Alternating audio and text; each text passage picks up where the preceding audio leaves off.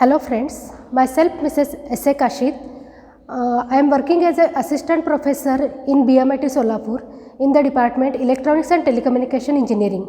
Today we will see some basic concepts required for the subject electromagnetic engineering. Electromagnetic engineering is typically based on the vector calculus. So we will see some concepts based on the vector calculus.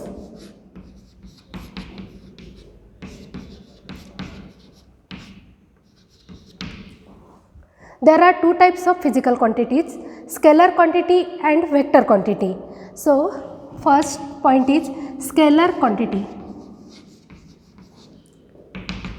The quantities which are completely defined by using only magnitude are called as scalar quantities. So, it does not depend on the direction. By using only magnitude, we can express the quantity completely. For example, pressure, temperature, mass, distance, all these are the scalar type of quantities which depends only on the magnitude and does not depend on the direction. The another type of physical quantity is a vector quantity.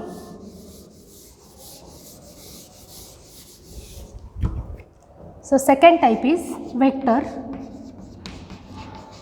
Vector depends on magnitude as well as direction.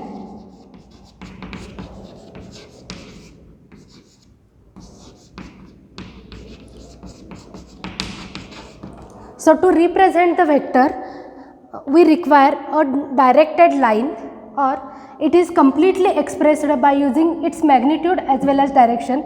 Therefore, vector is represented as magnitude multiplied by direction. So, to represent the direction, we have to calculate the unit vector present in that direction. Therefore, suppose the vector is AB bar, then AB bar vector is represented by using mod AB bar multiplied by unit vector. This small a indicates unit vector in the direction of AB bar. Okay. So, we will see this vector in detail.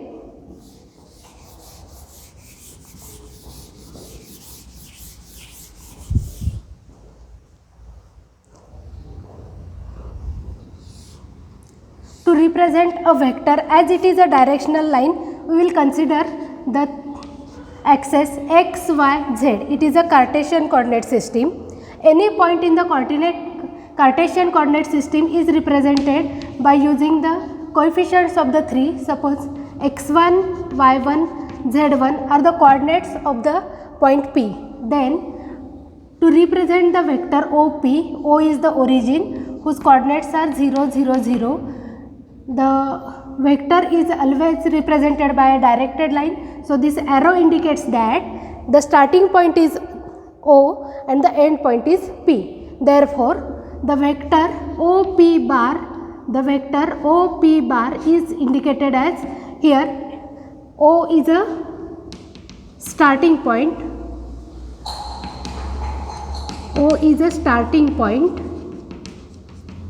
and P is a end point. And to represent the vector OP bar, always first write the end point coordinates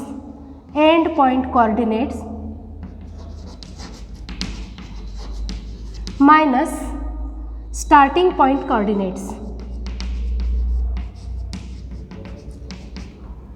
End point coordinates minus starting point coordinates. So, vector OP bar is equal to end point coordinates, that is x1 minus 0 into ax bar plus y1 minus 0 into ay bar plus z1 minus 0 into az bar.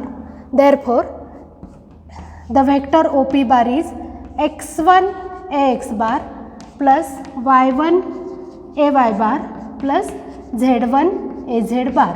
Here ax bar, ay bar, az bar are the coordinates, are the unit vectors in the direction x bar. So it is indicated as ax bar. Unit vector in the direction y bar is indicated by ay bar, and unit vector in the direction of z bar is indicated by az bar. So this OP bar is equal to x1 ax bar, y1 ay bar, z1 az bar is a complete vector representation of OP bar. Now we will see how to find the magnitude of this OP bar. The magnitude is always calculated as mod AP bar. It is denoted by mod sign under root coefficient of ax bar square, that is x1 square, plus coefficient of ay bar square, that is y1 square, plus coefficient of az bar square, that is z1 square. So this will be equal to under root x1 square plus y1 square plus z1 square. Okay. So this is about the magnitude of OP bar. Now we will see how to find out the unit vector in the direction of OP bar. So to find unit vector in the direction of OP bar, unit vector is always denoted by A. The suffix OP indicates the direction, O is the starting point, P is the end point, and A bar indicates that it is a vector quantity. So OP bar is equal to OP bar divided by magnitude of OP bar. So the unit vector A bar OP is equal to, this OP bar is x1 ax bar plus y1 ay bar plus z1 az bar divided by under root x1 square plus y1 square plus z1 square. Okay. So for the solving the examples, we require how to write vector, how to find out the magnitude of the vector, and how to find out the unit vector in the direction of vector.